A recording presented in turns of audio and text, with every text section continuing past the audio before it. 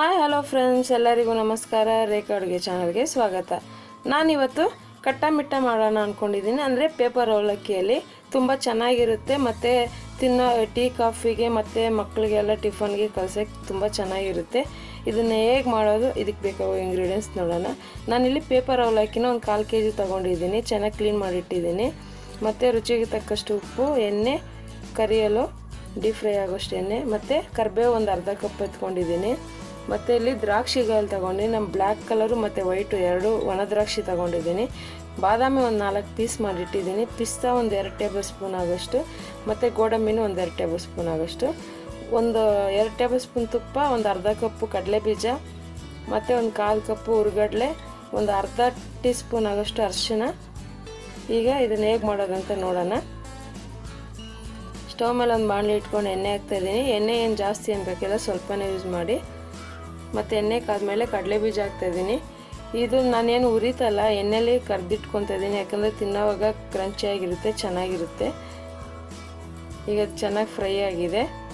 ಇದನ್ನು ಎತ್ತಿಟ್ಕೊತಾ ಇದ್ದೀನಿ. ಕಡಲೆ ಬೀಜ ತುಂಬ ಹೆಲ್ತಿಗೆ ಒಳ್ಳೆಯದು. ಈ ಥರ ಸ್ನ್ಯಾಕ್ಸ್ ಐಟಮ್ಗೆ ಕಡಲೆ ಬೀಜ ಹಾಕಿದ್ರೆ ಚೆನ್ನಾಗಿರುತ್ತೆ. ಮತ್ತು ಹುರ್ಗಡ್ಲೆನೂ ಅಷ್ಟೇ, ತುಂಬ ಚೆನ್ನಾಗಿರುತ್ತೆ ತಿನ್ನೋಕ್ಕೆ. ಇದನ್ನು ಹಾಕ್ತಾಯಿದ್ದೀನಿ. ನೀವು ಬೇಕಂದ್ರೆ ಜಾಸ್ತಿ ಕೂಡ ಯೂಸ್ ಮಾಡ್ಬೋದು. ಈಗ ಇದು ಫ್ರೈ ಆಗಿದೆ.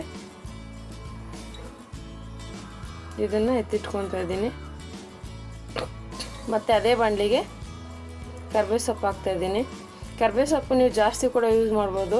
ಕರ್ಬೇವು ಸೊಪ್ಪು ತಿನ್ನೋದ್ರಿಂದ ಪಿತ್ತಕ್ಕೆ ಮತ್ತು ತಲೆ ಕೂದಲಿಗೆ ಅದಕ್ಕೆಲ್ಲ ತುಂಬ ಒಳ್ಳೆಯದು. ಮತ್ತು ಕರ್ಬೇವು ಸೊಪ್ಪು ಜಾಸ್ತಿ ಯಾವಾಗೂ ತಿನ್ನಿ, ಊಟದಲ್ಲಿ ಆಗಲಿ ಯಾವುದರಲ್ಲೇ ಆಗಲಿ ಕರ್ಬೇವು ಸೊಪ್ಪು ಹೆಚ್ಚಾಗಿ ತಿನ್ನಿ. ಮತ್ತು ಇದನ್ನು ಚೆನ್ನಾಗಿ ಫ್ರೈ ಆಗಿ ಎತ್ತಿಟ್ಟಿದ್ದೀನಿ. ಈಗ ಒಂದು ಬಾಣಲಿಗೆ ಮತ್ತು ತುಪ್ಪ ಹಾಕ್ತಾಯಿದ್ದೀನಿ. ಇದು ತುಪ್ಪ ಫ್ರೈ ಮಾಡೋಕ್ಕೆ ತುಂಬ ಚೆನ್ನಾಗಿರುತ್ತೆ. ಮತ್ತು ಗೋಡಂಬಿ, ಬಾದಾಮಿ, ಪಿಸ್ತಾ ಅದೆಲ್ಲ ಹಾಕಿ ಸ್ವಲ್ಪ ಲೈಟ್ ಗೋಲ್ಡನ್ ಕಲರ್ ಬರೋವರೆಗೂ ಫ್ರೈ ಮಾಡ್ಕೊಳ್ಳೋಣ. ನೀವು ಬೇಕಂದರೆ ಜಾಸ್ತಿ ಕೂಡ ಯೂಸ್ ಮಾಡ್ಬೋದು, ಯಾಕಂದರೆ ನಾನು ತೊಗೊಂಡಿರೋ ಅವಲಕ್ಕಿಗೆ ಸಾಕು. ಈಗ ದ್ರಾಕ್ಷಿ ಹಾಕ್ತಾಯಿದ್ದೀನಿ. ನೀವು ದ್ರಾಕ್ಷಿ ಜಾಸ್ತಿ ಕೂಡ ಹಾಕ್ಬೋದು. ಮತ್ತು ಇದಕ್ಕೆ ಒಣಕೊಬ್ಬರಿ ಕೂಡ ಚಿಕ್ಕದಾಗಿ ಕಟ್ ಮಾಡಿ ಹಾಕ್ಬೋದು, ಚೆನ್ನಾಗಿರುತ್ತೆ.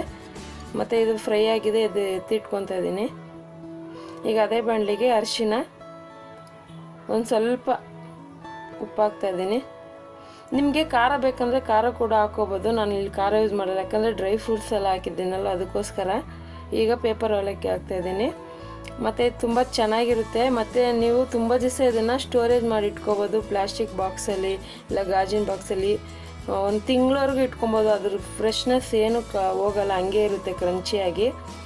ನೋಡಿ, ಈಗ ಚೆನ್ನಾಗಿ ಫ್ರೈ ಆಗಿದೆ. ಒಂದು 2 ನಿಮಿಷ ಚೆನ್ನಾಗಿ ಫ್ರೈ ಮಾಡಿ, ಕಲರೆಲ್ಲ ಹಿಡಿಯೋವರೆಗೂ. ಈಗ ಹುರಿದಿಟ್ಟಿರೋ ಐಟಮೆಲ್ಲ ಹಾಕ್ತಾಯಿದ್ದೀನಿ. ಇದನ್ನು ಒಂದು ಸರಿ ಮಿಕ್ಸ್ ಕೊಡಿ. ಎಲ್ಲ ಮೀಡಿಯಮ್ ಉರಿನಲ್ಲೇ ಚೆನ್ನಾಗಿ ಮಿಕ್ಸ್ ಕೊಡಿ. ಈಗ ಇದು ಚೆನ್ನಾಗಿ ಮಿಕ್ಸ್ ಆಗಿದೆ. ಈಗ ಸ್ಟವ್ ಆಫ್ ಮಾಡಿಬಿಟ್ಟು ಕರ್ಬೇವು ಸೊಪ್ಪನ್ನ ನೋಡಿ ಆ ಥರ ಪುಡಿ ಪುಡಿ ಮಾಡಿ ಹಾಕಿ, ಇನ್ನೂ ಜಾಸ್ತಿ ಕೂಡ ಹಾಕೋಬೋದು, ಚೆನ್ನಾಗಿರುತ್ತೆ ತಿನ್ನೋವಾಗ. ಮತ್ತು ಹೇಳಿದ್ನಲ್ಲ ನಾನು, ಇದನ್ನು ಮಕ್ಕಳಿಗೆ ಬೆಳಗ್ಗೆ ಸ್ಕೂಲ್ ಚಿಕ್ಕ ಮಕ್ಳು ಇರ್ತಾರಲ್ಲ ಅಂಥವ್ರಿಗೆ ಸ್ನ್ಯಾಕ್ಸಿಗೆ ಹಾಕಿ ಕಳಿಸ್ಬೋದು. ಮತ್ತು ಊಟಕ್ಕೆ ಕೂಡ ನೆಂಚ್ಕೋಬೋದು. ಸಾಯಂಕಾಲ ಈವ್ನಿಂಗ್ ಟೀ ಕಾಫಿ ಜೊತೆನೂ ತಿನ್ಬೋದು. ನೋಡೋದ್ರಲ್ಲಿ ಎಷ್ಟು ಸಿಂಪಲ್ಲಾಗಿ ಕಟ್ಟ ಮಾಡೋದು ಅಂತ. ಹಾಗಾದರೆ ನೀವು ಈ ರೆಸಿಪಿನ ಮನೆಯಲ್ಲಿ ಟ್ರೈ ಮಾಡಿ, ಮತ್ತು ಹೇಗಿದೆ ಅಂತ ನಿಮ್ಮ ಅನಿಸಿಕೆನ ನಮ್ಮ ಜೊತೆಗೆ ಹಂಚ್ಕೊಳ್ಳಿ. ಮತ್ತು ಇದೇ ರೀತಿ ನೀವು ಈಸಿ ರೆಸಿಪಿಗೋಸ್ಕರ ರೇಖಾ ಅಡುಗೆ ಚಾನಲ್ನ ಸಬ್ಸ್ಕ್ರೈಬ್ ಮಾಡಿ, ಶೇರ್ ಮಾಡಿ, ಲೈಕ್ ಮಾಡಿ. ಎಲ್ಲರಿಗೂ ಧನ್ಯವಾದಗಳು.